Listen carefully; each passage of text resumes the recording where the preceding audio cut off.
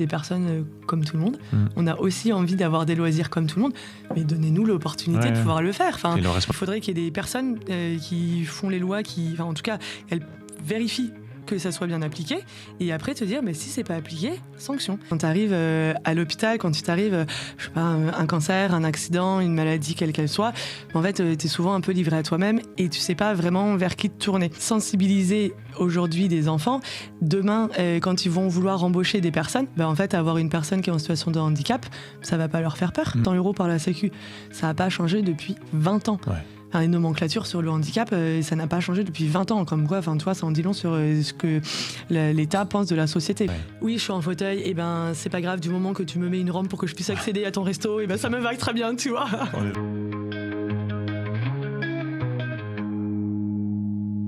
Salut à tous, bienvenue dans le podcast Inspire pour ce nouvel épisode. Alors après une actualité riche pour le milieu du handicap, on était hier place de la République pour une mobilisation en faveur de la loi des 20 ans qui a apporté des fruits, mais peut-être pas suffisamment encore. Et ce matin, on était au sommet citoyen, donc un programme riche. Et comme d'habitude, je reçois des invités de qualité. Pour ce podcast, vous le savez, j'ai une entreprise adaptée. C'est une entreprise qui recrute des personnes handicapées, au moins 55%. On a créé un concept de food corner, de petite cantine d'entreprise. Et en complément de ça, pour sensibiliser, j'ai créé ce média, ce podcast et ces vidéos conseils pour sensibiliser sur le sujet. Et je reçois donc, comme je le dis, des invités qui sont toujours inspirants, avec lesquels il y a des anecdotes et des programmes riches à discuter. Et là, aujourd'hui, je reçois une chef pâtissière, mais qui est plus connue pour ses talents de casse-cou, ses balades dans la boue et tous ses marathons des sables et autres. Elle va nous en parler, une aventurière comme on en voit rarement, et qui n'a plus peur d'être handicapée, puisque elle est déjà en fauteuil, mais elle est très très inspirante sur l'ensemble de ce qu'elle partage.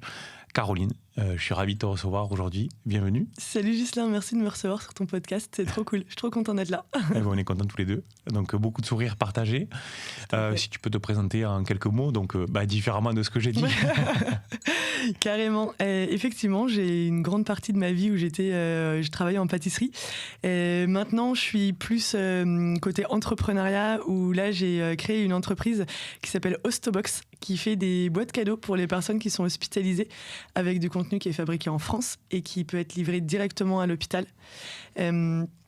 Cette entreprise, donc on aura sûrement l'occasion d'en reparler, c'est une partie de mon activité. Et à côté de ça, je fais aussi beaucoup de sensibilisation sur les réseaux sociaux. J'interviens parfois en entreprise également.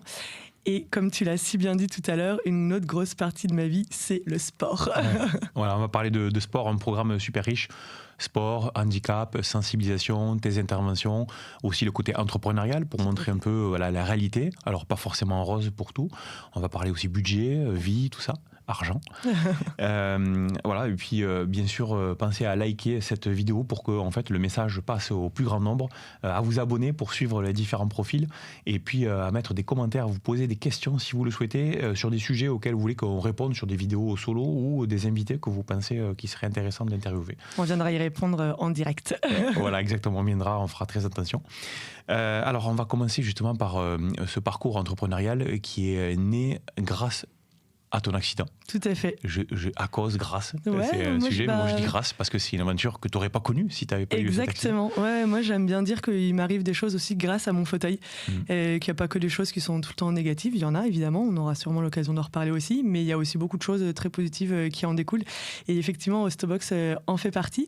Donc moi mon accident, je l'ai eu il y a quasiment 7 ans maintenant. C'est un accident de ski.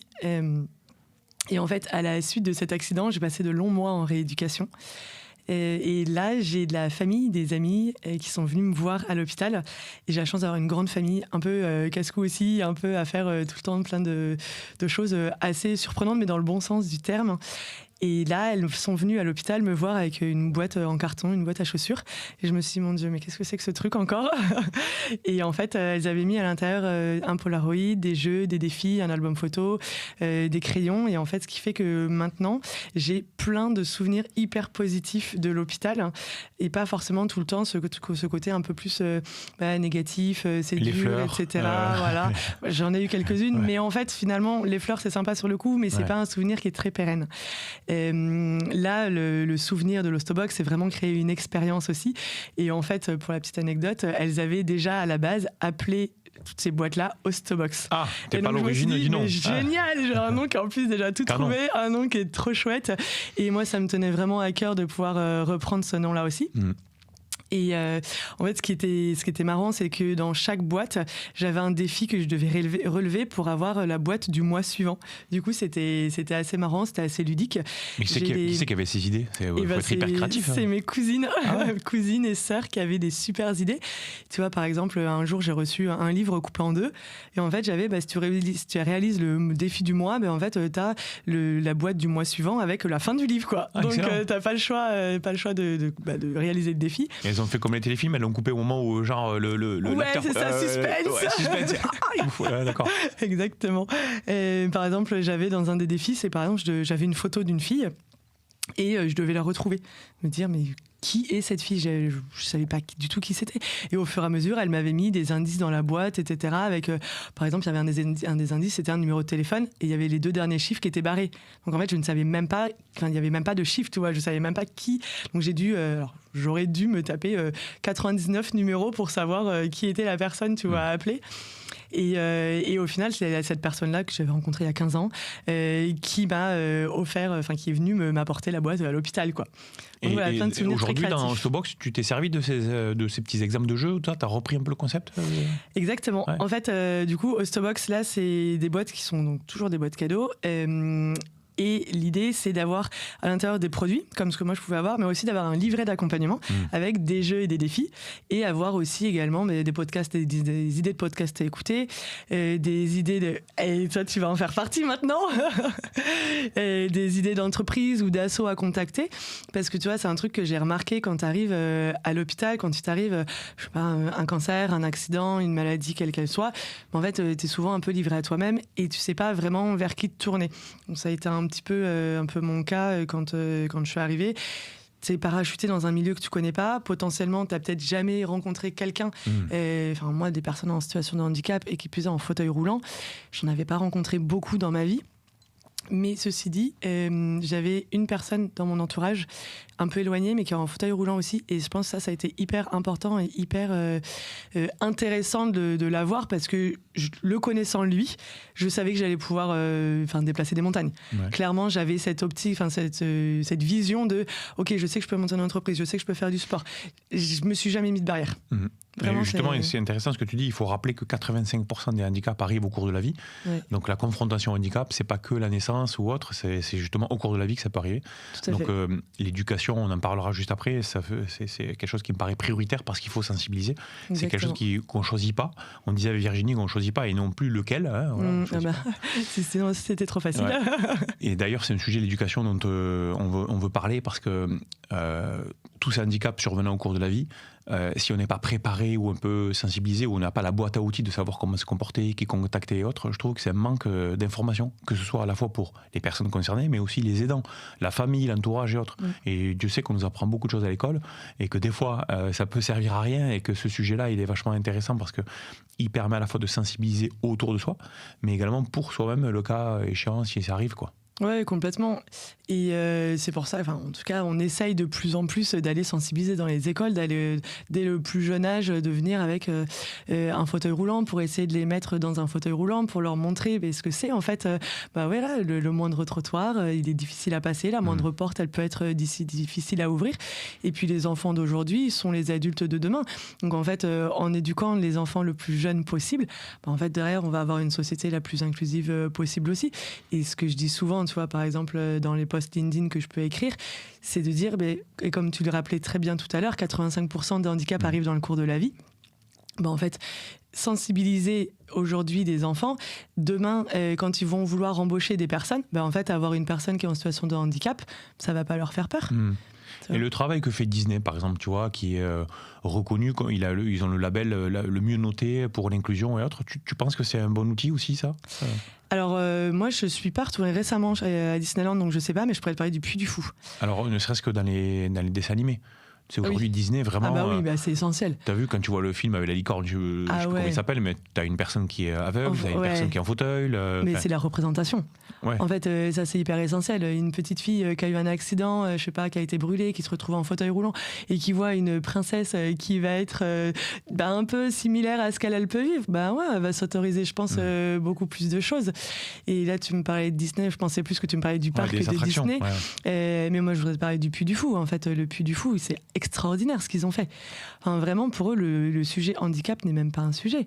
En fait, ils ont créé le parc à la base, direct avec toutes les bonnes adaptations, que tu sois avec n'importe quel handicap. Et c'est génial. En fait, quand on va dans ce parc-là, en fait, tu te sens pas différent. Et tu le vois aussi parce que tu as énormément... Enfin, vraiment, j'ai jamais vu autant de fauteuils au mètre carré, à part dans la manifestation d'hier soir. Mais vraiment, tu dois avoir... tu tournes la tête, t'as une personne en fauteuil à chaque coin de rue, quoi. Et avec n'importe quel handicap, ils ont mis en place énormément de choses aussi. Ouais. L'accessibilité, concrètement, c'est quoi? Donc j'imagine que t'as tout ce qui est spectacle visuel, t'as traduction, sous-titres, langue des signes, ça va jusqu'où? Honnêtement, moi, vu que je suis en fauteuil, je suis beaucoup plus attentive à ce que moi, je peux voir pour la partie fauteuil. Mais je sais qu'effectivement, ils ont beaucoup d'adaptations qui sont faites pour les autres handicaps. Je saurais pas dire lesquelles. Donc ça, il faudrait prendre contact avec eux exactement.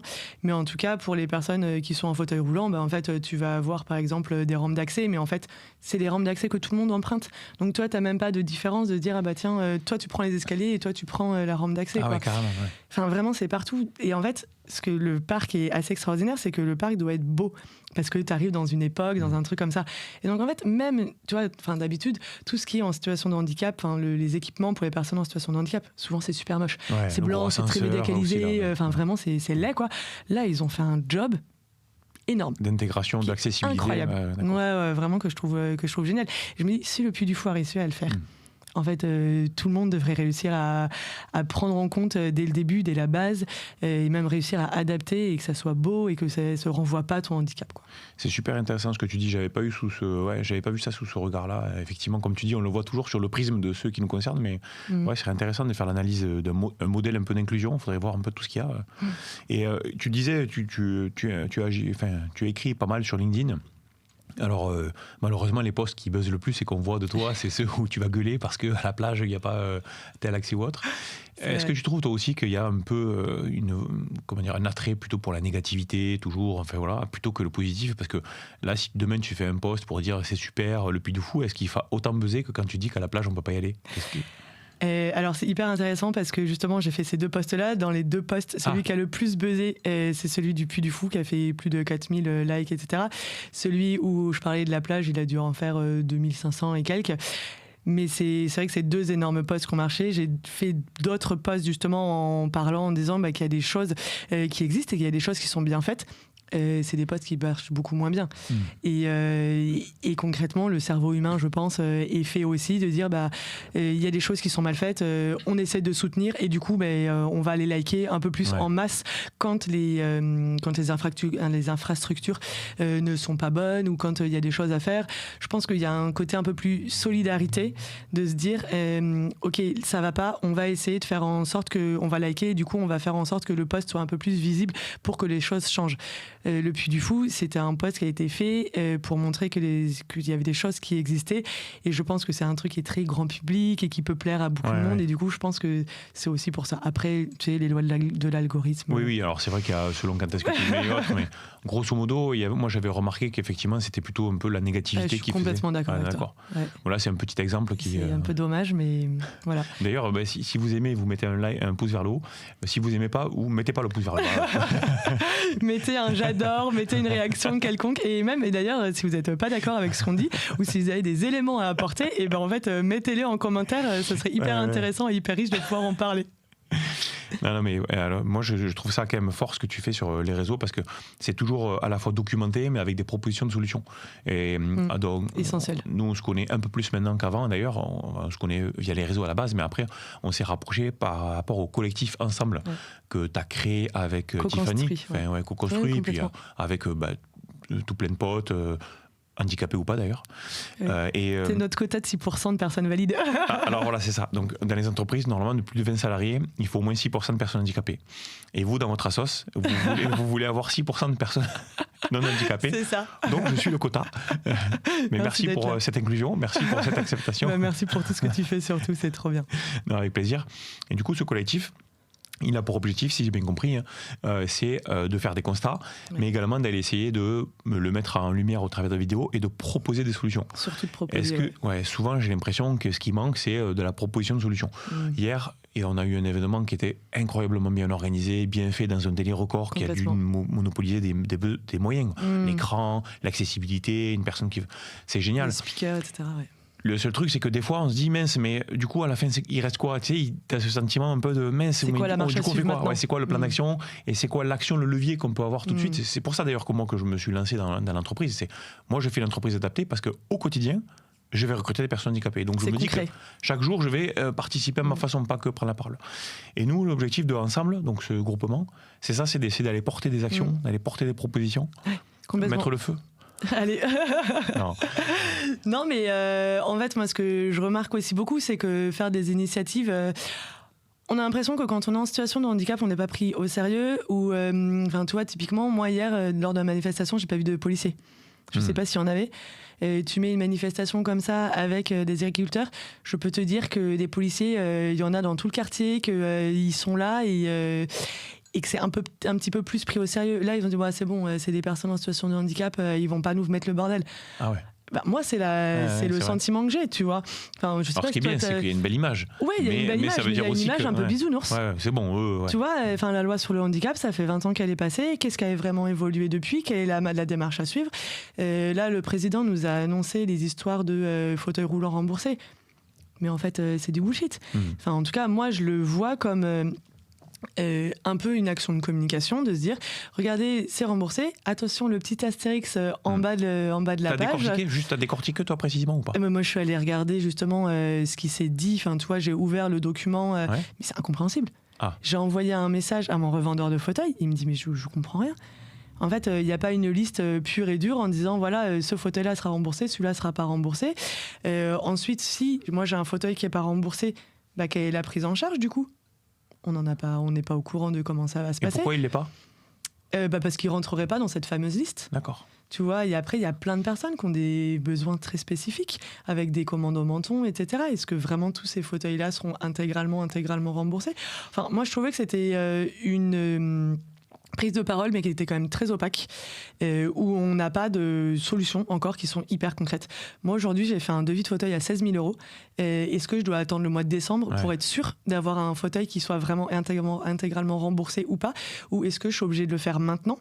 Parce qu'on a la Sécu, la Mutuelle, la MDPH, la PCH, etc., qui peuvent être prises en compte. Et je ne sais pas si demain, au mois de décembre, ce sera toujours le cas. Moi, je ne suis pas un spécialiste de la mobilité réduite, mais j'ai l'impression des fois qu'on fait des trucs hyper compliqués, alors que ça pourrait être simple, tu vois. J'y connais rien, ok. Moi, je te dis un truc. Est-ce qu'on ne peut pas dire que paraplégique, tétraplégique, et puis, je sais pas, 3-4 niveaux, tu as droit à 2000, 4000, 6000, je sais pas, et puis voilà, et puis tu fais ce que tu veux, non? Enfin, je pense que c'est un peu plus compliqué que ça, effectivement. Mais pourquoi c'est plus compliqué? Parce qu'en fait, on va avoir même... Une personne paraplégique va pas avoir les mêmes besoins qu'une autre personne paraplégique. Par exemple? Par exemple, moi j'ai une copine qui a le même niveau de lésion de handicap, au niveau de la colonne vertébrale que moi. Et en fait, elle va pas du tout avoir le même style de fauteuil que moi, elle va pas avoir le même maintien du corps que moi, elle va pas avoir les mêmes troubles associés que moi. Et en fait, je pense que c'est un petit peu compliqué. Tu as une personne qui est tétraplégique, tu vois, et qui par exemple va pouvoir un peu marcher, va pas avoir les mêmes besoins qu'une personne qui est tétraplégique et qui va être tétraplégique complet avec juste le haut du corps, enfin même pas le haut du corps, juste la tête qui peut bouger. Mais le corps médical sait dire ça. Et tu vois, quand tu fais un diagnostic, tu peux très bien dire voilà, la mobilité c'est ça, et donc ce qu'il faut comme option c'est le fauteuil plus cette option, enfin ça peut se documenter rapidement. Je pense aussi que ce qui pourrait être fait, c'est de se dire là actuellement un fauteuil c'est remboursé 600 € par la Sécu, ça n'a pas changé depuis 20 ans. Les nomenclatures sur le handicap, ça n'a pas changé depuis 20 ans, comme quoi, tu vois, ça en dit long sur ce que l'État pense de la société, quoi. Et en fait d'avoir, tu vois, par exemple de se dire en fait on va faire des fauteuils remboursés intégralement, en fait de se dire on prend une base, j'en sais rien moi, de 10 000 euros de fauteuil remboursé. Et après, ça, c'est le remboursement Sécu. Ça veut dire que si demain, tu as un fauteuil qui coûte plus de 10 000 euros, et en fait, avec la mutuelle que tu peux avoir, alors après, c'est pareil, est-ce que toutes les personnes qui sont en situation de handicap ont une mutuelle? Bon, ça, c'est encore un autre débat, mais de se dire, en fait, si ta mutuelle rembourse 200%, pardon, en fait, tu auras un fauteuil à 20 000 euros. Quand tu es en situation de handicap avec moi, mon type de fauteuil manuel, en fait, 20 000 euros, c'est largement suffisant. Et avec, par exemple, un remboursement Sécu de 20 000 euros pour les fauteuils électriques. Et après, pareil, si tu as une mutuelle qui te prend 20-30%, là, tu peux avoir des fauteuils corrects sans derrière de reste à charge. Bon, le fauteuil, c'est pas une fin en soi avec toi, puisqu'on en a parlé, tu fais plein de choses avec, grâce à lui. Ouais, grâce à lui, exactement.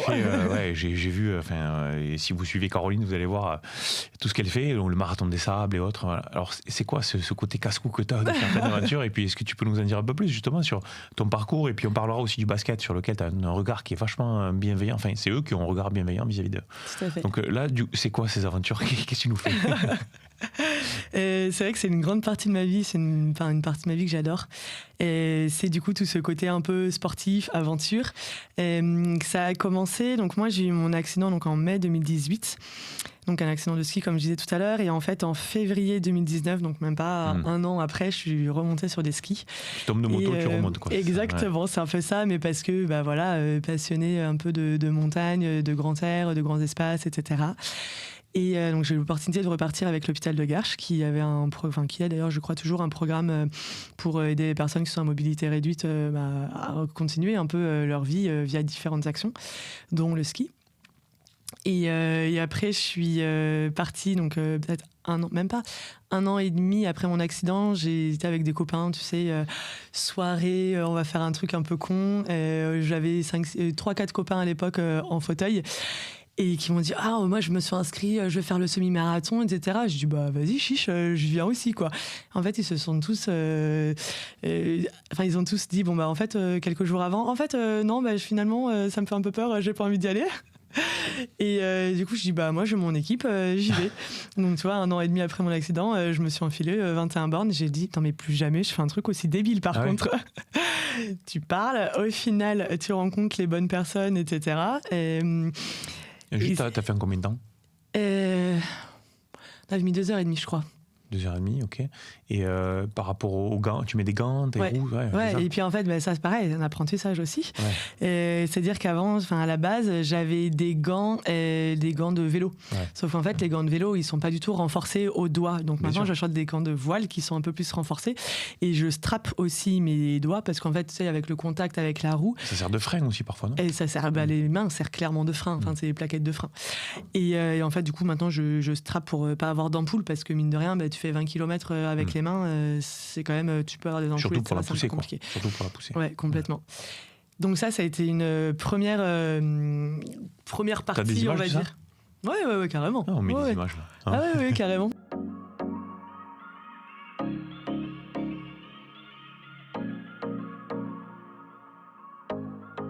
Et après, donc, j'ai une grande sœur qui est très sportive, qui fait beaucoup de vélo, et qui m'avait dit, écoute, viens, on te trouve un vélo, là, et puis on va au Mont-Saint-Michel.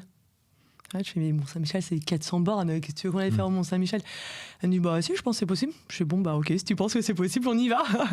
Et donc, je trouve un handbike sur le Bon Coin, parce que ça, c'est pareil, le matériel pour les handis, il coûte super cher. Ouais, donc handbike, c'est... Handbike, c'est vélo couché où tu pédales avec les mains. Voilà, vous avez dû voir ça déjà dans la rue, j'imagine. Il y en a quand même pas énorme. Ah ouais, peut-être dans un terrain un peu plus fertile. Non, mais peut-être que c'est peut-être un peu plus... Ouais, je sais pas. Moi, en tout cas, j'en ai jamais vu d'autres que des copains qui en ont, quoi. Donc, tes cuisses, c'est les bras. Exactement, ouais, sauf que laisse tomber la taille des cuisses, la taille des muscles des cuisses, c'est pas la même que celle des bras, quoi. Et donc en fait, on essaye de trouver une entreprise pour rendre mon vélo électrique, puisque je me suis dit, 400 km à la force des bras, je suis pas sûre d'être prête. Et en fait, pendant 2 ans, j'ai cherché une entreprise pour me rendre mon vélo, mettre une assistance électrique, j'ai jamais trouvé. Mais l'idée de l'électrique, c'est faire les 400 bornes, mais c'est aussi de pouvoir partager ça. Parce en fait, le truc, c'est que... En fait, donc, j'ai fait Versailles, Mont-Saint-Michel. Donc, on a mis 10 jours pour faire 400 km. Et l'année suivante, on a fait Mont-Saint-Michel jusqu'à Nantes. Pareil, à peu près 400 km. Et en fait... Comme j'avais pas d'assistance électrique, du coup, j'allais quand même pas hyper vite. Donc, on a mis 10 jours. Et puis, j'étais pas du tout autonome. En fait, c'est ma sœur qui, derrière, pareil, j'ai des photos, je pourrais te les envoyer. C'est ma sœur qui avait une charrette, tu sais, pour les enfants. Et qui, dedans, dans la charrette, il y avait mon fauteuil, il y avait mon sac, il y avait notre tente, parce que parfois, on dormait sous tente aussi. Enfin, tu vois, il y avait tout, en gros, tout mon bazar. Et moi, j'avais juste pédalé, quoi. Globalement, j'avais rien d'autre. Et en fait, donc, après ces voyage-là, je continue à faire des recherches et là je trouve enfin un gars du côté de Blois, qui s'appelle Détour de Loire, s'il y en a qui veulent motoriser leur handbike là-bas, incroyable, ce gars, super. Et en fait il est mécano pour l'équipe de France de handbike, donc handbike il connaît. Ah oui, bah oui.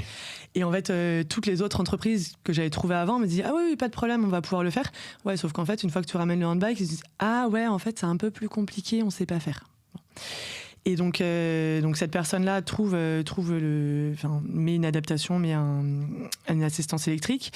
Peu de temps après, je participe à un hackathon qui s'appelle Tom France, qui en fait aide les personnes en situation de handicap à pouvoir avoir des adaptations dans leur vie quotidienne ou pas, et parce que leurs besoins ne sont pas répondus par ce qui existe sur le marché, ou bien que ça coûte trop cher. Et donc moi, je leur ai dit, c'est possible d'avoir un porte-bagages derrière pour mettre sur mon handbike. Donc pendant le hackathon, je suis venue. Avec mon handbike, on a pris des mesures et en fait, ils m'ont fait un porte-bagages, ce qui me permet aujourd'hui d'avoir une assistance électrique, d'avoir un porte-bagages derrière, de pouvoir mettre mon fauteuil, ma tente, mon sac et de pouvoir partir. Ouais, quand même. Vraiment, je te dis, c'est révolutionnaire parce qu'après, je suis allée avec des copains, on a fait Blois jusqu'à Angers, parce que l'entreprise Détour de Loire est à Blois, et résultat des courses, j'ai fait 350 km avec 5 copains, on a mis 5 jours. Ouais, t'as une grosse batterie pour faire ça ? 70 km. Ah ouais, pas mal. Donc franchement, c'est vraiment... Maintenant, j'ai même un peu plus. Mais on se limite quand même à 70 km. C'est quand même beaucoup. Il faut avoir des copains qui pédalent aussi 70 km. Et tu vois, maintenant, hyper fréquemment, avec un autre copain, on part faire des journées où on part... tu vois, la dernière fois, on voulait aller jusqu'à Chartres. Bon, au final, ça s'est pas fait. On est allé jusqu'à Rambouillet depuis Versailles. T'en as pour 45 km. 45 km, on n'a même pas mis 3 heures. Alors ça, c'est le côté aventurier. Voilà. Après, un sport plus classique que tout le monde connaît davantage, tu m'avais parlé du basket aussi. Et surtout ton regard vis-à-vis d'eux et surtout eux, la façon dont ils ont intégré le handicap. Ouais. C'est super intéressant que tu nous en parles. Alors, t'en fais un club ou pas ? Ou c'est juste... Je suis dans 2 clubs. Ouais. T'es dans un club de... D'accord. En fait, donc on peut être en fauteuil et faire du basket. Complètement. Ok.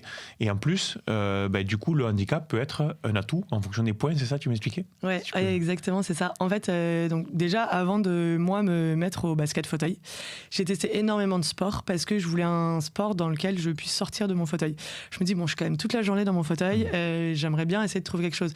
Donc j'ai essayé la natation, j'ai essayé l'aviron, et après j'avais essayé d'autres sports où forcément à un moment t'es obligé de rester dans ton fauteuil. J'avais essayé le tennis, j'avais essayé le badminton, j'ai dû essayer une dizaine de sports comme ça différents.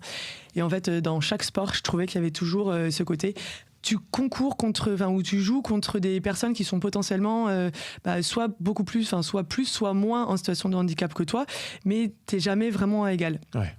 Et ça, c'est quelque chose qui vraiment me dérangeait beaucoup. On en parlait notamment pour les personnes qui sont en fauteuil, selon l'endroit où tu peux avoir tes lésions au niveau des vertèbres, voilà, plus ou moins d'abdos. Si tu n'as qu'une sangle ou 2 ou 3 ou 4, forcément, même à l'escrime, tu peux être beaucoup plus vif. L'escrime, j'ai testé aussi. C'était pas assez dynamique pour moi. Et moi, j'ai pas d'abdos. Ah oui, d'accord. Okay. Parce que là, tu as vu les mouvements qu'ils font avant-arrière, c'est hallucinant. Exactement, donc, ouais. Et en fait, du coup, du fait de ne pas avoir d'abdos, je suis sanglé sur mon fauteuil de basket. D'accord. Pour justement essayer d'avoir un peu cette sangle abdominale en plus. Et en fait, du coup, ce qui, moi, j'ai beaucoup aimé dans le basket, c'est ce côté un peu collectif. Et surtout, c'est que, comme tu disais très bien, en fait, en fonction de ton handicap, tu équivaut à un certain nombre de points. Sur le terrain, tu dois avoir, il me semble, c'est 14 points. Tu as 5 joueurs de basket sur le terrain. Et en fait, chaque joueur équivaut, par exemple, toi, les personnes qui sont comme moi, qui ont par exemple pas de sangle abdominale, elles vont être ce qu'on appelle des petits points. Donc on va être entre 0 et 1,5, 2 éventuellement maximum. Et après, les personnes donc, tu vois, qui sont valides éventuellement, sauf qu'elles ne jouent pas en compétition, mais elles peuvent très bien jouer en club, donc c'est un sport inclusif. Et elles vont valoir 5 points en fonction, tu vois, de si tu es amputé de la jambe, à quel niveau, machin, etc. Et tu vas avoir tu vas valoir plus ou moins de points. Ouais, c'est inclusif, mais ça travaille aussi, ça cultive la diversité. Ouais, parce qu'en fait, tu dois être, à la fin, tu dois être à 14 points. Ouais. Donc si tu as 14 points, ça veut dire que tu dois inclure à la fois des petits points, comme tu dis, donc des personnes qui ont un handicap un peu plus lourd, enfin voilà, avoir cette diversité. C'est génial ça. Et il y a des personnes qui ont des déficiences intellectuelles aussi qui comptent dedans ou pas du tout? Ou c'est vraiment axé sur le physique? Non, c'est très axé sur le physique, mais je crois qu'il y a un autre type de basket qui existe justement pour les personnes qui sont en déficience intellectuelle. D'accord. Ça s'appelle Baskin, il me semble, ou quelque chose comme ça. Baskin? Ouais. Okay. Ouais, il faut à vérifier, mais je crois que c'est comme ça, ouais. Ok. Ah, puis il y a le marathon des sables aussi que j'ai fait. Ouais. Et puis il y a d'autres projets fous, un peu sportifs aussi, qui devraient pas tarder à arriver. Ouais, le marathon des sables, donc tu en as fait une édition ou deux? Non, j'ai fait une édition. Il y en a peut-être une à la fin de l'année, mais ça dépend si j'ai un autre projet sportif. Ouais. Mais cet événement, en plus, il a vraiment vocation à être hyper inclusif, j'ai vu, non? Il est en vrai, moi je trouve incroyable. En fait, l'histoire, c'est à la base, donc le marathon des sables qui avait envie de faire. Donc le marathon des sables, ça fait 40 ans, je pense qu'ils existent, quelque chose comme ça. Et en fait, ils avaient envie d'intégrer du coup des personnes en situation de handicap. Il y a 2 ans, Myriam et Pierre de Wild World ont, à titre perso, fait le marathon des sables. Ils ont vu que ça pouvait être accessible pour les personnes en fauteuil, puisque Pierre est en fauteuil. Et ils sont vus avec le marathon des sables. Ils se sont dit, bah attends, le marathon des sables, eux, ça faisait 3 ans qu'ils avaient envie de monter le projet. Myriam et Pierre arrivaient, ils ont dit, mais banco, on va réussir à créer quelque chose ensemble. Donc l'année dernière, nous, on est partis avec 10 équipements. Une personne en fauteuil, 2 personnes valides qui pourraient pousser et tirer. Pareil, je t'enverrai des photos parce que c'est assez chouette. Et en fait, on était mélangés au milieu des 300 autres coureurs valides. Et je trouve ça mais génial. À quel moment, tu te dis, bah, en fait, on va mettre des personnes en situation de handicap, qui plus est en fauteuil, dans le désert. Enfin, je veux dire, le sable et le fauteuil, c'est quand même pas très compatible. C'est pas ce qu'il y a de plus déjà, compatible. Déjà, on voit en moto l'énergie qu'il faut mettre sur la poignée pour arriver à franchir. Et c'est ça aussi, tu vois, qui fait la force du collectif. C'est qu'en fait, tu as une personne qui est devant, une personne qui est derrière. C'est un effort qui est vraiment global. Collectif, ouais. Il y en a qui le font en joëlette, par exemple. Tu vois, là, la sourd en joëlette. En gros, tu vois ce que c'est? Non. En gros, les joëlettes, c'est des espèces de chaises à porteurs. Donc, ça veut dire que tu as un fauteuil, un siège. Tu as 2 espèces de bâtons un peu de chaque côté. Et tu as souvent 2 personnes devant et 2 personnes derrière qui poussent et qui tirent. Et il y a une roue en dessous, justement, pour pouvoir favoriser le fait de pouvoir avancer. Il y a beaucoup de courses. Tu es plus passif, là. Alors, voilà, c'est ça. Ouais. C'est qu'en fait, c'est que tu es beaucoup plus passif. Et nous, dans le marathon des sables, on n'avait pas du tout envie de ça. En fait, on avait envie de pouvoir être hyper actif et de pouvoir pousser et d'avoir un effort comme tout le monde. Alors, la joëlette, c'est génial. Mais c'est vrai que parce que du coup, tu peux passer dans des endroits où tu passerais pas forcément avec le fauteuil. Mais c'est vrai que moi, ayant la capacité de pouvoir de pouvoir pousser sur le fauteuil, je me dis tant que je peux et tant que l'environnement me le permet, je préfère être sur mon fauteuil. Et là, j'ai peut-être un projet assez dingue qui pourrait peut-être arriver en octobre, mais on n'en parlera pas parce qu'on espère que ça va pouvoir se faire. Juste le teaser là, Exactement, juste le teaser. Voilà. Donc abonnez-vous au podcast de Ghislain pour savoir si j'ai fini par le faire ou pas. Mais l'idée, ce serait de faire une énorme aventure avec une partie en joëlette. Ok. Bon, ça me vient dans tout ce que tu dis que ton message, donc déjà tu vis pour toi évidemment, mais en même temps le but c'est de faire savoir aussi que le sport doit être accessible à tous et que aussi le sport est accessible à tous selon aussi l'angle par lequel on le prend. Ouais. On sent ce message là, non? C'est marrant, je faisais une intervention la dernière fois et une personne m'a posé un peu la même question et en fait je donnais ma réponse et plus je réfléchissais et plus je disais vraiment en fait je pense que c'est un acte militant, tu vois, de pouvoir montrer qu'en fait on peut être comme tout le monde, tu vois, et je le montre à travers tous les différents sports que j'ai pu faire. Tu vois, le marathon des sables, on était avec tout le monde. J'ai fait un triathlon aussi. Le triathlon, on s'est greffé sur un triathlon qui était complètement valide. On avait 5 mecs en fauteuil. On se dit, mais trop cool, mais ils sont là et c'est génial, tu vois. Le semi-marathon de Paris, c'est pareil. Enfin, vraiment, on essaye de s'inclure au maximum. Et là, on est en train de développer une association dédiée justement pour le trail en fauteuil, qui s'appelle du sable dans les yeux. Et en fait, cette asso, elle a vraiment pour vocation de développer, en France en tout cas, déjà en France, puis après on verra pour l'international, mais la pratique du trail. En fait, mettre des mecs en fauteuil dans des chemins de gadou, etc. Pareil, c'est pas forcément ce que tu penses le plus compatible. Mais en fait, nous, on est des personnes comme tout le monde qui aimons aussi la nature et les espaces verts. En fait, pourquoi ne pas essayer de développer avec les organisations, justement, des possibilités de faire des trails qui soient le plus accessibles pour nous. Pareil, spoiler, il y a peut-être quelque chose qui arrive au mois de décembre. Super. Bon, tout ça, c'est le loisir, le sport. C'est pas ce qui fait vivre, évidemment. Si on revient sur ta boîte aujourd'hui, donc ta boîte, au sens entreprise et au sens que c'est l'objet de ton entreprise. Ça en est où aujourd'hui? Alors, ça fait combien de temps déjà? 2 ans, non? Ouais, ça fait un peu plus de 2 ans maintenant. Ouais. Et ça en est où au niveau business, tout ça? Voilà, comment ça marche? Ouais. Alors, Ostobox, donc si on va voir sur le site internet. Ostobox. Ostobox.fr, exactement. Et dessus, il y a 2 boîtes qui sont disponibles pour le moment. Là, je suis en train de voir pour en créer d'autres, justement, avec une personne qui est allée au Marathon des Sables aussi, qui a été greffée des poumons, double greffé pulmonaire. Et du coup, lui, on va essayer de créer une boîte autour, justement, de toute cette partie greffe, etc.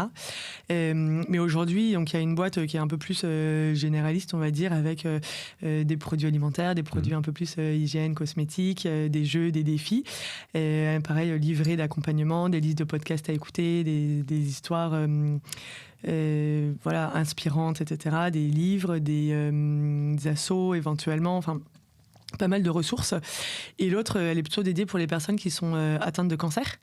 Et du coup, là, c'est pareil. Ça va être un peu le même style, mais avec des produits qui sont vraiment, pour le coup, dédiés, testés. Et on sait que c'est dédié pour ce public-là, quoi. Donc, on peut aller là-dessus, sur le site internet. Et après, on peut marquer un petit mot que moi, je marque consciencieusement à la main de ma plus belle écriture sur une carte postale. Et après, je peux l'envoyer directement soit à l'hôpital, soit chez les personnes, les proches, pour qu'elles puissent après l'emmener directement à l'hôpital. Mais ce que je dis très souvent, c'est qu'en fait, il ne faut pas que l'envoi d'une boîte cadeau remplace la visite d'une personne. Ah ouais. En fait, c'est un complément, on peut l'amener d'ailleurs complètement. Ouais, en fait, moi je le vois, j'ai quand même pas mal été hospitalisée ces dernières années. Et en fait, même si tu viens avec un ordi pour regarder un film, c'est toujours hyper sympa d'avoir de la visite et de partager un moment, plutôt dire en fait, j'ai pas le temps, du coup, je t'envoie un cadeau. C'est trop bien d'envoyer un cadeau, surtout si on est loin. Mais c'est vrai que si on a la possibilité de venir voir un proche, c'est quand même plus sympa. C'est marrant ce que tu dis, parce que j'ai entrepris des démarches avant de t'appeler, avant de te recevoir. Il y a 2 ou 3 semaines de ça, où en fait j'ai envoyé à un copain qui dirige un groupe d'hôpitaux et de cliniques, et en lui disant mec, tu voudrais pas qu'on mette mon podcast justement à la téloche, plutôt qu'avoir BFM TV ou des trucs, désolé, mais qui sont souvent un peu quand même catastrophes, négatifs et tout.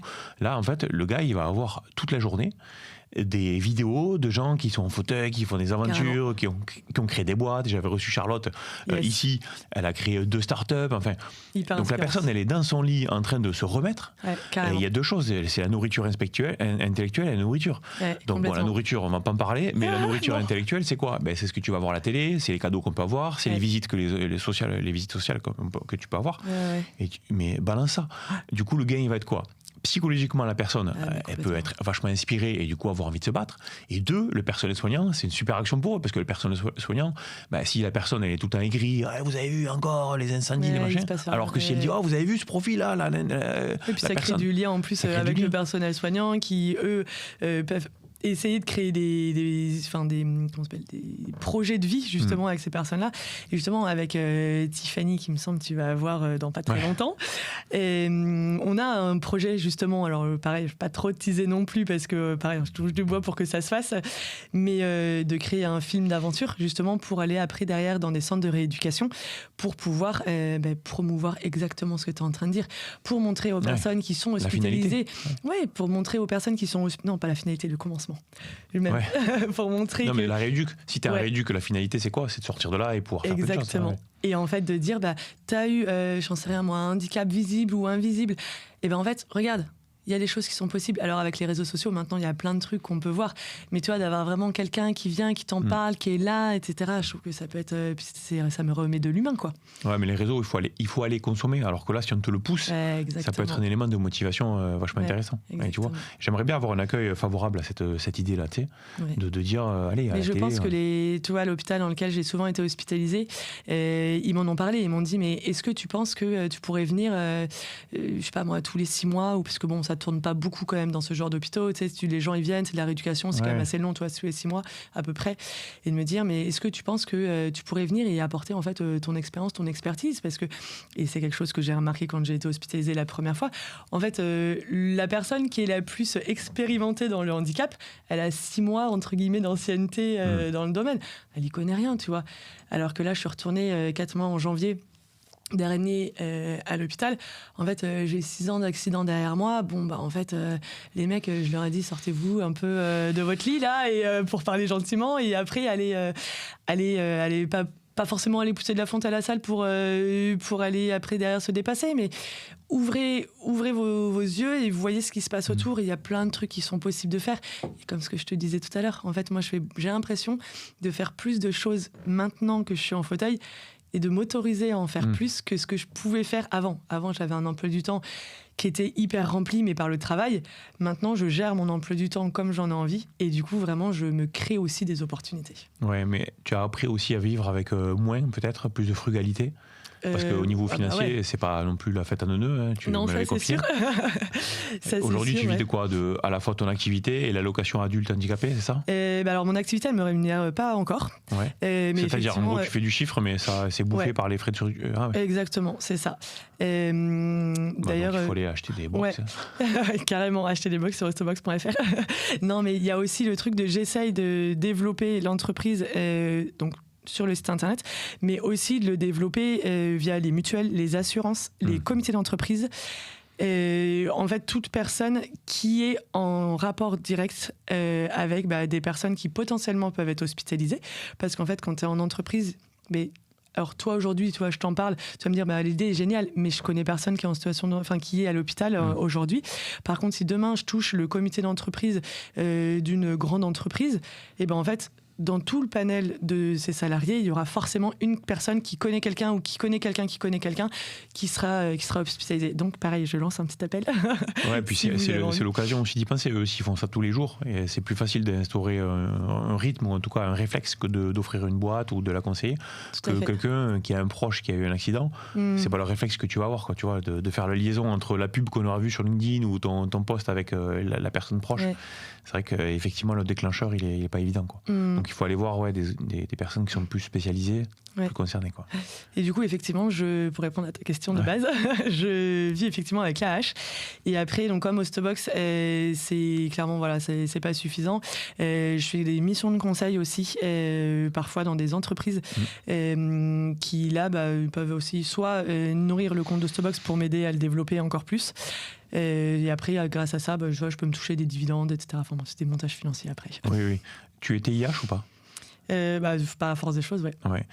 TIH, c'est travailleur indépendant handicapé, donc ça permet de valoriser ton travail de sensibilisation et que ça rentre dans la déduction de l'entreprise dans laquelle tu interviens. Ouais. Puis d'ailleurs, ce que j'essaye de faire avec Hostobox, c'est vraiment, tu vois, d'essayer, quand c'est possible, de toucher, de travailler avec un maximum de personnes qui sont en situation de handicap ou qui sont éloignées de l'emploi. Enfin, tu vois, d'avoir vraiment une boîte la plus vertueuse possible, parce que déjà, je fais du fabriqué en France, du made in France.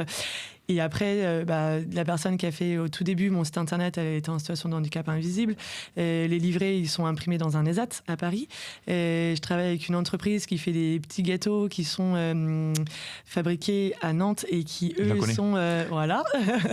Et qui, du coup, travaillent avec un ESAT.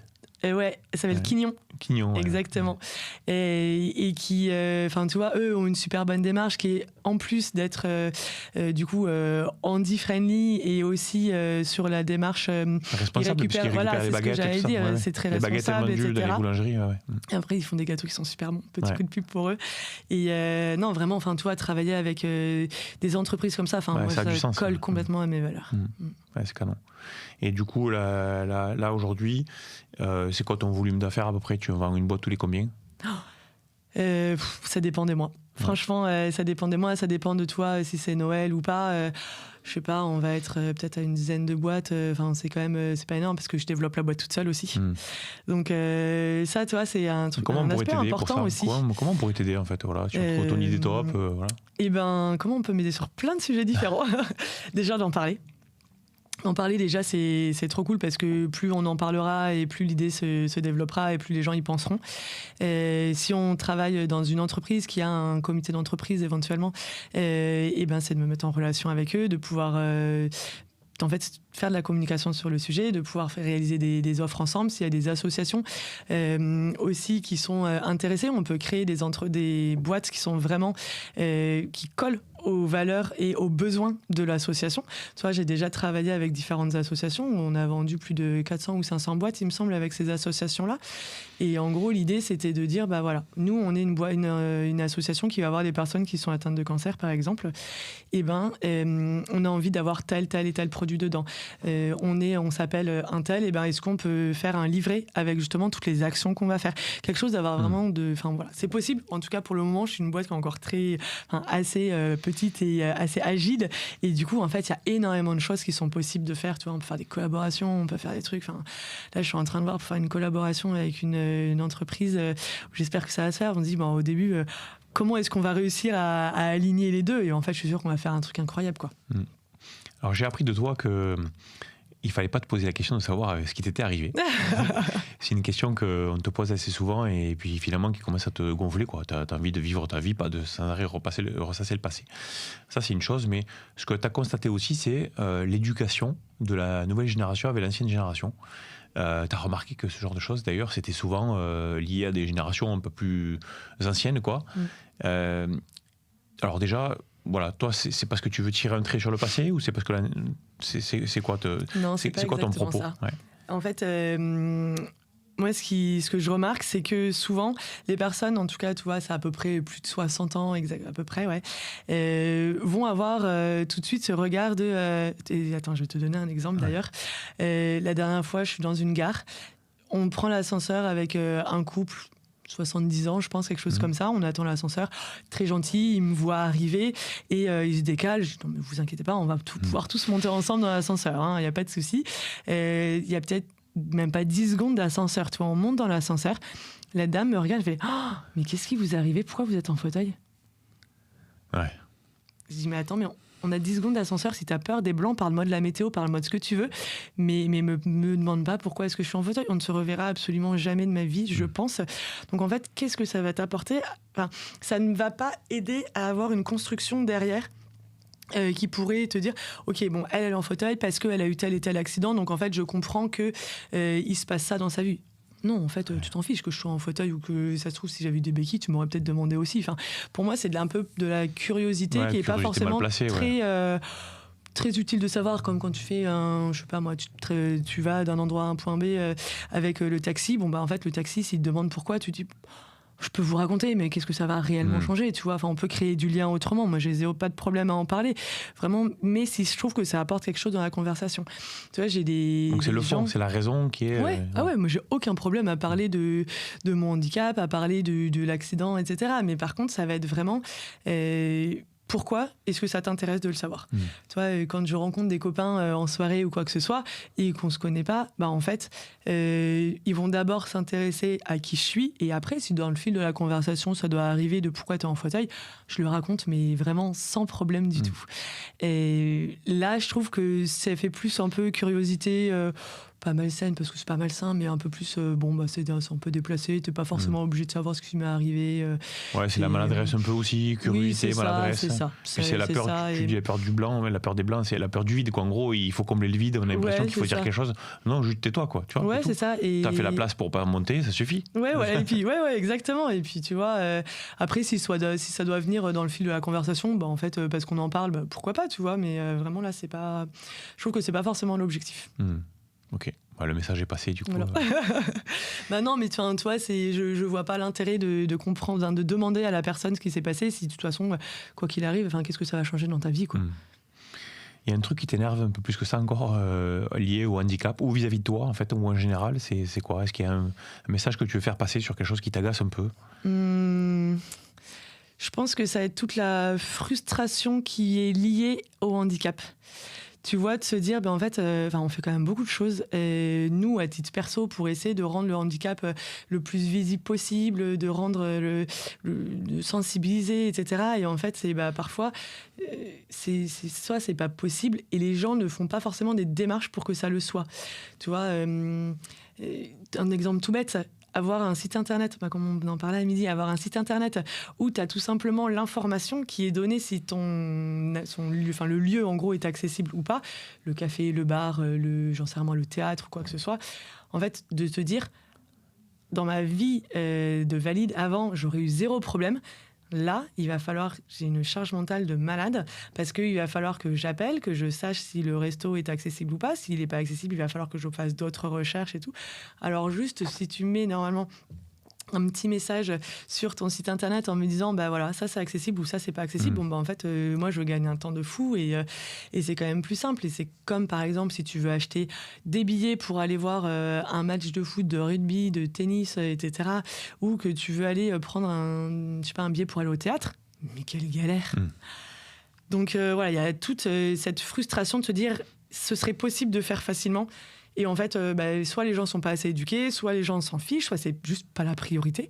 Parce qu'en fait, le fait que ça soit pas leur priorité, c'est aussi une grande partie, j'imagine, des choses qui font que on n'a pas d'argent, pas assez. Donc en fait, vous représentez pas énormément, tu vois, du pourcentage de la population.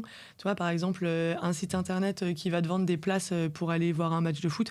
En fait, les gens qui vont voir un match de foot, c'est peut-être 95%, c'est des personnes valides. Donc en fait, ils vont axer plus que ça d'ailleurs. Ou peut-être, je sais pas, tu vois, peut-être 99%. Oui, voilà. c'est ça, 3% ou 5% PMR des personnes handicapées, donc tu ramènes ça à la population, ça fait plus qu'1%. Quoi, par exemple, ouais. Et du coup, en fait, nous, on est juste des personnes comme tout le monde. On a aussi envie d'avoir des loisirs comme tout le monde, mais donnez-nous l'opportunité de pouvoir le faire. C'est nos responsabilités. Tu vois, je veux dire, on est en 2025, de savoir que c'est toujours la méga galère de prendre une place de théâtre parce que tu sais pas si le théâtre est accessible, tu ne sais pas non plus quelle place est-ce que tu dois acheter. Est-ce que je achète une place en catégorie 1, 2 ou 3 ? On n'en sait rien, il n'y a rien qui est fait. Ça, c'est fou, ça, parce que c'est des choses qui paraissent tellement simples. En fait. Il faudrait juste une loi qui le pousse ou des sanctions qui poussent à ceux qui ne respectent pas la loi. Enfin, je sais pas. Ouais, alors après, j'avoue, je ne connais pas plus précisément que ça les lois, mais effectivement, il faudrait qu'il y ait des personnes qui font les lois, en tout cas, elles vérifient que ça soit bien appliqué, et après te dire, mais si c'est pas appliqué, sanction. C'est comme quelqu'un qui se gare sur une place handicapée aujourd'hui, et en fait, si t'as pas de macaron, sanction. Sauf que moi, ce que je trouve aujourd'hui, la sanction, tu sais combien elle est, la sanction si tu te gares sur une place handicapée, combien 35. Elle est l'amende ? Elle est de 135 €. Ah, c'est noté. Bon, c'est comme quoi, rien. Je connais rien, tant mieux. Ouais, je préfère. C'est clair. 635, j'en ai eu plein. Ouais, j'espère pas. Non, mais elle est de 135 €. Mais 135 €, pour qui c'est dissuasif ça ? 135 €, un jour t'es fatigué, t'en as un peu marre, tu trouves pas de place dans le quartier, ça fait 15 fois que tu tournes. Tu dis, vas-y, sur un malentendu, je vais me garer dessus, et puis j'espère que la police passera pas. Je peux te garantir que si l'amende, elle est de 1350 € et que derrière ça, t'as la police qui passe, tu vas te garer une fois dessus, pas deux, tu vois. On parlait justement de comment est-ce qu'on peut faire pour renflouer les caisses de l'État. Et je peux te dire que la solution, elle est toute trouvée. Non, mais réellement, je ne sais pas combien de personnes sont verbalisées parce qu'elles sont garées sur des places pour des personnes en situation de handicap et que ces personnes-là ne devraient pas y être. Mais à mon avis, tu en as plus que 10 par jour. Hein. Ouais, mais je pense qu'il y a une différence aussi entre le privé et le public. Et moi, je vois souvent ces incivilités sur le privé, tu sais, où tu as une entreprise qui a une place handicapée et tout le monde s'en fout. Tout le monde se gare dessus, quoi. Ouais, mais tu vois, dans la rue, c'est public. Ouais, la rue, en fait, déjà, ne serait-ce que ça. Mais ça, c'est quelque chose que j'ai fait remonter déjà, tu vois, au niveau de l'Assemblée nationale. Ils m'ont dit qu'ils réussiraient à prendre en compte ça et que, en fait, c'est pas compliqué. C'est pas compliqué à mettre en place. Et derrière ça, ça renfloue les caisses de l'État. Nous, personnes en situation de handicap, en fait, on a plus de places pour se garer. Parce que tu vois, les personnes qui nous écoutent, qui sont valides, disent non, mais attends, des places, il y en a partout. Non, je peux te garantir que des places, quand tu en cherches, il n'y en a pas partout. Ceux qui te disent il y en a partout, c'est tous les gens qui ont râlé parce qu'ils avaient vu des places libres. Ils auraient aimé se garer. Et ils ont retenu ça comme étant il y en a partout. En fait, pas du tout. C'est quand il n'y en avait pas du tout que tu as vu qu'il y avait celle-là et que tu aurais bien aimé les gratter. C'est exactement ça. Ouais. Et en parlant d'Assemblée nationale, si jamais tu avais une baguette magique que demain tu pouvais te retrouver au ministère ou ne serait-ce que face à la ministre, qui était pas loin ce matin d'ailleurs. C'est quoi le projet de loi que tu aimerais défendre en priorité, où tu penses qu'il y a vraiment un truc à faire qui changerait la vie quand même au quotidien des personnes handicapées? En priorité, il y en a tellement, franchement, mais il y a tellement de... Allez, la première que tu présentes, parce qu'il faut faire le dossier, apparemment il faut arriver à la pochette avec le dossier. Justement, j'allais te parler des dossiers. J'allais te parler de toutes les démarches administratives qu'il faut faire, où il faut prouver tous les 3, 5, 10 ans que tu es encore handicapé. Alors, Charlotte m'avait fait la remarque dans un précédent podcast. Je vous mets le lien ici d'ailleurs. Et je me suis renseigné. Effectivement, avant 2022, il fallait prouver tous les 5 ans que tu avais toujours ta situation de handicap. Or, une personne autiste, une personne qui est amputée, à mobilité réduite et autres, ça ne reviendra pas. Donc effectivement, vous perdiez un temps monumental à devoir prouver ça. Depuis 2022, c'est plus le cas. Sauf que il faut attendre 2027 pour que l'application soit totale. Ça. Oui, non mais c'est pas ça, c'est les fameux 5 ans, c'est le tapis roulant, c'est qu'en gros, jusqu'en 2022, tout le monde devait reprouver, et sauf que si tu avais fait ton dossier en 2021, il faut attendre 2026 pour dire ça y est, je n'ai plus à avoir l'affaire. C'est bon, je ne pas ma jambe qui a repoussé. Apparemment, grâce à Sandrine, donc, qui est venue et qui m'a conseillé là-dessus, cette loi est passée, et normalement, à partir du moment où tu as un certificat qui dit que ton handicap est irréversible, c'est terminé. Et effectivement, c'était ridicule de perdre du temps. Toi, même la MDPH, ils sont sous l'eau et ils n'arrivent pas à délivrer les cartes. Donc, du coup, arrêtez de demander aux gens de venir refaire leur dossier pour un handicap. T'es amputé, ça va pas repousser, on n'est pas des lézards. Donc, non, mais voilà. Donc, ça, c'est en train d'avancer. Mais effectivement, on disait qu'on célébrait, avec des guillemets, les 20 ans. Il y a des choses comme ça. T'imagines, il faut attendre 2027. Donc, il faut attendre techniquement 23 ans avant que des choses simples comme ça soient résolues. Enfin, bon. Ouais. Non, bon, ça fait partie d'une des... Mais en tout cas, la charge administrative, dans tous les cas, il y a plein de choses sur lesquelles ça peut être vachement... La charge administrative, l'accès au transport, l'accès aux ERP, non mais des trucs tout bêtes, l'accès à la santé. Enfin, il y a tellement de choses, en fait, qui sont tellement compliquées aujourd'hui. Aujourd'hui, tu vois, pour prendre le train... Toi, tu le sais, mais il y a peut-être qu'il y en a des auditeurs qui ne sont pas encore trop au courant, mais si le train n'est pas accessible, en fait, il faut faire des démarches qui sont compliquées, qui peuvent être parfois longues. Alors maintenant, c'est un petit peu mieux, mais tu es obligé, quand tu achètes ton billet de train ou ton billet d'avion, de remplir un questionnaire pour dire voilà, j'ai tel type de handicap, il me faut telle et telle adaptation. Après, il faut que tu arrives une demi-heure à l'avance à la gare. Si tu arrives genre 25 minutes, ils peuvent se payer le luxe de te dire ah non, 25 minutes, c'est pas assez. Moi, j'ai déjà loupé un train comme ça parce que je suis arrivée que 10 minutes en avance. Là où normalement, jusqu'à 2 minutes en avance, ça passe. Bah ouais. Et en fait, le mec m'a dit non, 10 minutes, c'est pas suffisant, on n'a pas le temps de vous prendre en charge. Bah ouais, mais en fait, je me suis tapé des encombrements de malade dans Paris. J'avais déjà prévu d'arriver, tu vois, de partir 2 heures en avance de chez moi pour arriver à la gare, machin. Et en fait, même malgré ça, tu vois, c'était pas possible d'être pris en charge. Et en fait, tous ces trucs-là, j'ai dit, mais c'est pas normal. Si mon train avait été accessible, j'aurais même pas eu besoin de demander de l'aide, tu vois. Ouais, les galères qu'on peut avoir sur le trajet, bon, tout le monde peut avoir les mêmes, mais c'est le fait de demander et d'exiger d'arriver beaucoup plus tôt, c'est là où il y a une inégalité. Ouais. Donc une forme d'exclusion, parce qu'en gros, tu peux pas, toi, avoir le même planning que l'autre, parce que tu dois prévoir 10-20 minutes. Le temps qu'on perd, il est dingue. Et tu vois, moi, je le dis souvent, tu m'entendras très rarement dire que je suis handicapée. Moi, je dis que je suis en situation de handicap. Parce que je sais que c'est un débat qui fait débat, justement, parmi tous les congénères. Mais vraiment, pour moi, dans ma tête, je suis complètement valide. Et je suis dans cette situation-là parce que mon monde environnant me renvoie mon handicap. Parce que je perds du temps à faire des réservations, parce que je perds du temps à arriver une demi-heure à l'avance à la gare, parce que je perds du temps, bref, sur plein de sujets. Par contre, chez moi, c'est complètement accessible. Je peux te dire que j'ai zéro problème dans ma vie. Je vis comme tout le monde. Certes, j'ai peut-être pas des placards à 3 km de haut, là, mais sinon, vraiment, j'ai vraiment zéro souci d'accessibilité. Et j'ai cette grande chance-là. Mais sur le fond, tu as complètement raison. C'est juste qu'après, sur la forme, d'avoir à toujours rajouter en situation 2, quand tu parles de ça toute la journée. Enfin bon, en fait, tu pourrais dire PSH. Moi, les PSH aussi, personne ne le comprend. Oui, personne en situation de handicap, ça fait mais en fait, ok, mais sauf que quand tu travailles sur le sujet, après il faut accélérer, il faut bombarder. Ce qui compte, c'est les actions qu'on va mettre en place. Et si on se focalise sur le vocabulaire en disant, mais je pense que ça passe beaucoup par la sémantique. Ah ouais. Parce qu'en fait, pour moi, alors peut-être que ça va faire débat dans les commentaires, j'en sais rien, mais de se dire, en fait, pour moi, une personne, handicapée, c'est très cloisonné. C'est de se dire, bah ouais, elle est handicapée, ah bah elle peut pas faire ceci, elle peut pas faire cela, elle est handicapée, tu vois. Alors que de dire qu'elle est en situation de handicap, alors après, tout dépend du handicap et du coup, effectivement, tu as peut-être des personnes qui sont réellement handicapées et qui pourront pas faire telle ou telle chose. Mais sachant que moi, j'ai quand même une ouverture sur le monde qui me permet de vraiment... aujourd'hui, il n'y a rien que j'ai envie de faire que je ne peux pas faire. Ouais. Enfin, vraiment, je vais même aller faire de l'escalade, tu vois. Par exemple, pour trouver une photo, c'est possible, tu vois.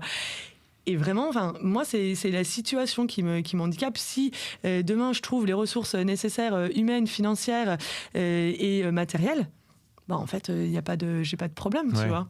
Non, mais ce que je veux dire par là, juste pour que le propos soit complet, c'est que qu'on prenne là sous l'angle, je suis personne en situation de handicap, je suis personne handicapée ou je suis un handicapé. La finalité, si au bout tu as un mec qui cherche à rendre accessible, presque on s'en fout. Donc c'est l'intention qui va compter davantage, tu vois. Si on doit contourner par du vocabulaire pour essayer de faire en sorte que les gens intègrent ça, c'est là où je trouve ça dommage. Mais si tu sais que tu n'as que des gens bienveillants, des gens éduqués, des gens sensibilisés, si, quelle que soit l'appellation, la personne fait tout pour que tu puisses accéder au restaurant, savoir si tu peux prendre ta pièce de théâtre, là on s'en fout en fait, la finalité. Tu vois, ce qui compte c'est, ok, il n'a pas dit le bon mot, mais il a fait les bonnes actions. Et moi je trouve que les actions quand même valent plus que simplement dire oh t'es en situation de handicap et tout.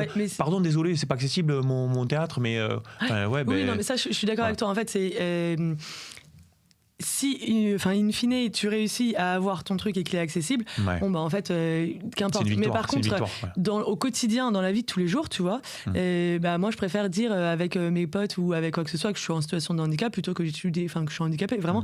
Et même je trouve que de dire dans ma bouche je suis handicapé, ça me choque, tu vois. Non, mais ça c'est un sujet effectivement qui fait un peu débat.